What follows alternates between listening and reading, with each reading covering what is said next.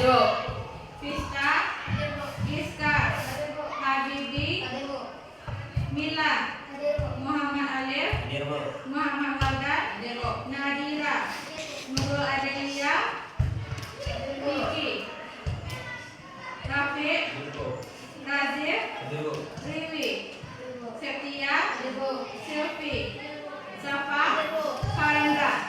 Nah, berarti untuk hari ini kamu hadir semua. Nah, sebelum kita mulai ke pembelajaran kita, kemarin sudah kita pelajari yaitu mengenai apa? Mengenai tentang informatika.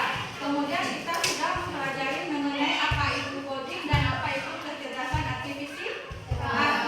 Nah, untuk sekarang kita masuk ke materi yang baru yaitu mengenai berpikir komputasional. Nah, sebelumnya siapa yang tahu apa itu berpikir komputasional? Siapa yang tahu apa itu berpikir komputasional?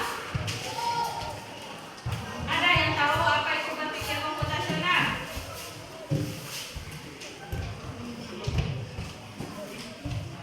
Nah, berpikir komputasional itu berarti kamu itu layaknya berpikir seperti komputer. Itulah yang disebut dengan berpikir komputasional. Nah, berpikir komputasional di sini nantinya dia akan mempunyai ada beberapa komponen. Nah, tujuan kita belajar hari ini yaitu nantinya kamu itu tahu apa itu berpikir komputasional, kemudian kamu mengetahui apa itu karakteristik dari berpikir komputasional, kemudian kamu tahu apa-apa saja komponen yang ada pada berpikir komputasional.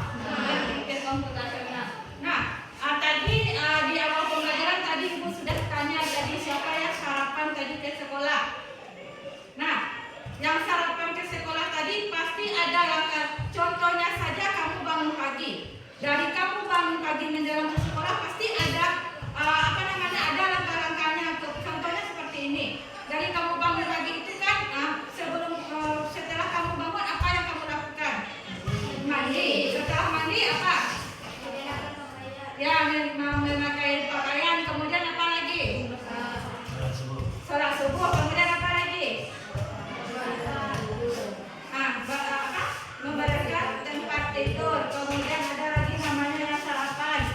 Kemudian ada lagi apa? Berangkat ke sekolah. Nah, yang kamu lakukan itu adalah salah satu komponen dari berpikir komputasional. Berpikir komputasional ini adalah hal yang sering kamu lakukan, yang hampir setiap hari, hampir setiap saat yang kamu lakukan sehari-harinya. Mulai kamu dari bangun tidur sampai kamu tidur lagi, itulah yang kegiatan itulah yang salah satu contoh dari berpikir komputasional. Nah, di sini berpikir komputasional itu adalah definisi berpikir. Berpikir itu adalah kegiatan yang dilakukan dengan tujuan untuk memecahkan satu masalah. Yang pertama ada mengenai problem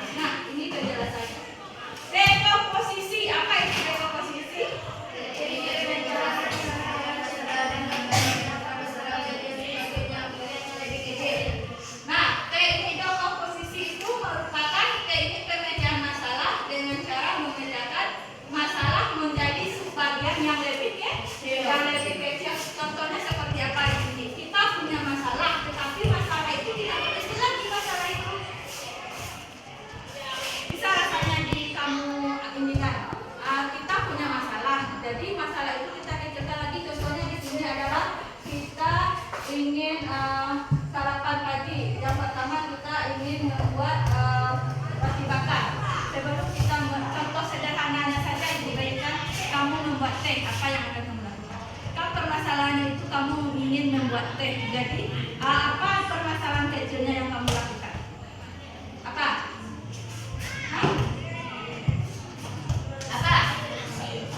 Ya, yang pertama masak air. Yang kedua apa?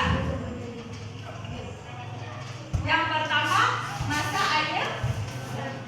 Kemudian kamu siapkan gelas, tuang bu, kamu kasih gula. Kemudian masukkan teh. Kemudian baru kamu kasih air panas. Itu adalah salah satu dari contoh dari dekomposisi. Jadi kamu punya masalah besar.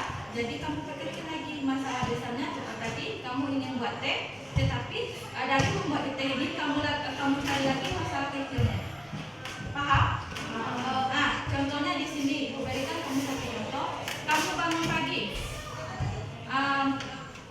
Kamu kalau tidak kamu ingin membuat roti bakar, apa yang akan kamu lakukan?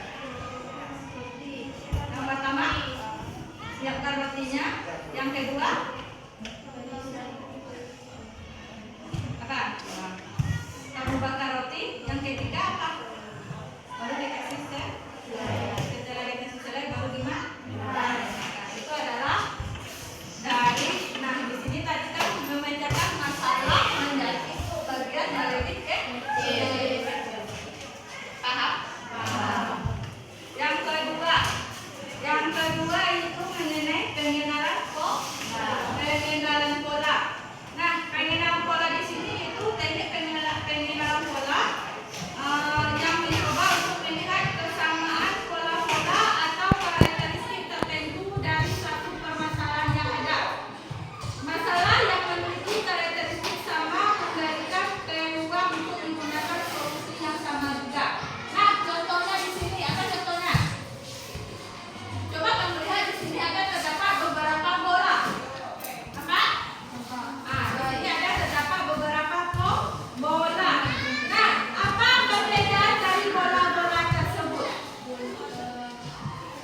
Yang pertama, bola itu memiliki ukuran, kemudian warna dan bahan yang berbeda, yang berdampak pada karakteristik bola-bola tersebut. Persamaannya apa? Dia mempunyai bentuk yang sama sehingga memiliki sifat yang sama juga, yaitu dapat menggeliling dan memantul jika dilemparkan di lantai atau di dinding. Nah, yang ketiga itu abstraksi. Abstraksi adalah teknik untuk menemukan informasi yang penting dan informasi yang tidak relevan dengan berfokus pada informasi yang penting dan berguna, serta mengabaikan detail-detail yang tidak berguna. Contohnya di sini, kita ingin membangun model matematika untuk menggambarkan perilaku bola. Kita dapat melakukan dekomposisi dengan cara membagi beberapa karakteristik bola. Pada proses pengenalan pola, kita dapat melihat bahwa bola-bola tersebut memiliki kesamaan bentuk. Nah, selanjutnya pada tahap ini kita akan melakukan proses abstraksi, yaitu mencari informasi yang penting dan informasi yang baru yang kita buang.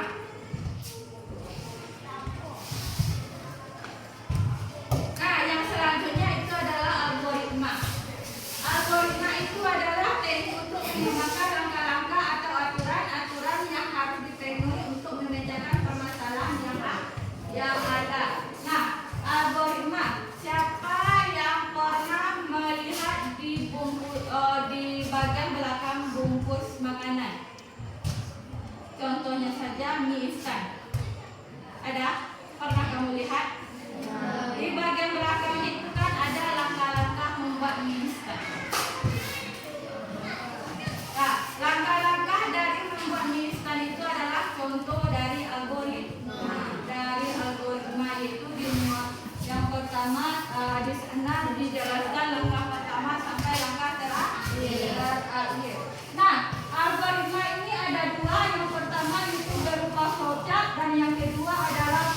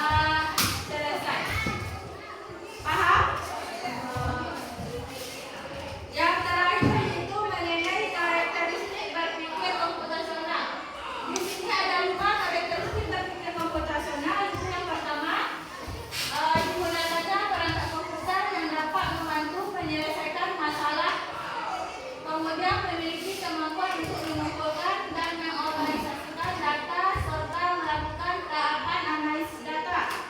Yang ketiga itu memiliki kemampuan untuk menyajikan data dalam bentuk simulasi dan uji coba. Keempat, memiliki kemampuan untuk melakukan langkah-langkah yang disusun secara sistematis berupa algoritma. Yang kelima, memiliki kemampuan untuk dapat menyelesaikan segala bentuk permasalahan yang ada dengan berbagai kombinasi tahapan yang sesuai. Nah, itu adalah materi kita hari ini mengenai berpikir komputasional. Nah, untuk selanjutnya silakan kamu kerjakan LKPD yang sudah ibu siapkan.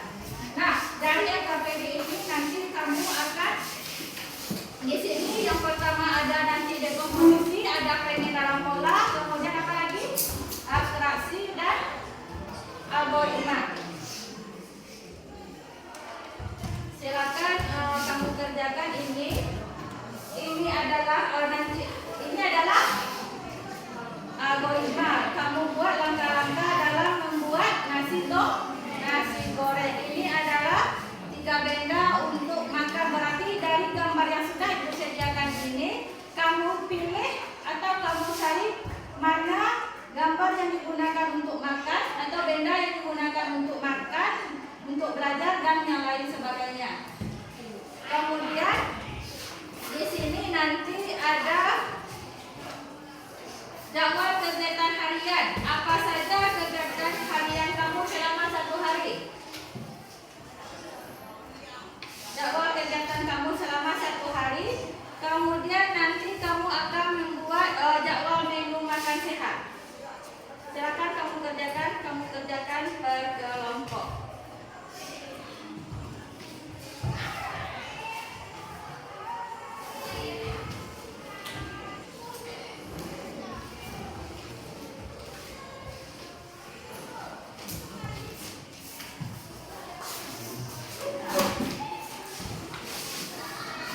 Nah, setelah ini kamu presentasikan hasil kerja kamu nanti di depan.